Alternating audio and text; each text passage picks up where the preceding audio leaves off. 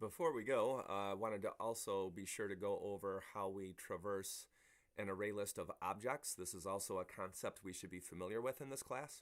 So it's pretty straightforward, but it turns out that you can use a loop to traverse an array list of objects.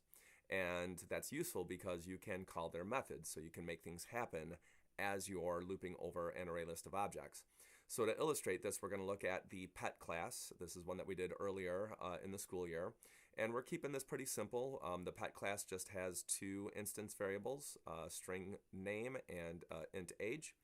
And we're going to skip over the constructor and all the other methods. We're just going to focus on the toString method down here, which returns the string name plus whatever the name is, and then the string age plus whatever the age is for that particular pet object. So now we're going to hop over into main in a different class file.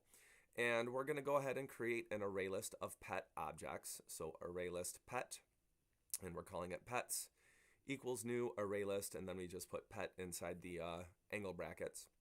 And now I'm going to go ahead and create three pet objects. So we've got pet 1, pet 2, pet 3, and those are the pets Fido, Katie, and Jafar. So now we've got three pet objects. So now we're going to add each of those pet objects into our array list of pets. Okay? So now that we've called pets.add with pet 1, 2, and 3, what we can now do is we can use a for loop for int I equals 0, as long as I is less than pets.size, because of course that's the name of our array list, I++, and then in a print statement we can do pets.getI, which is going to get the pet object at that index. And then we can call the toString method. So this is how you would loop through an array list of objects and call a method on each one of those objects.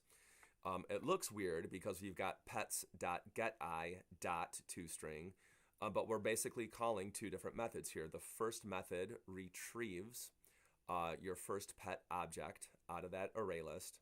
So pets.getI is the exact same thing as doing pet1.toString. And then when I goes up to 1, it retrieves pet2. So pets.get1 would just return pet2. And again, it's no different from saying pet2.toString.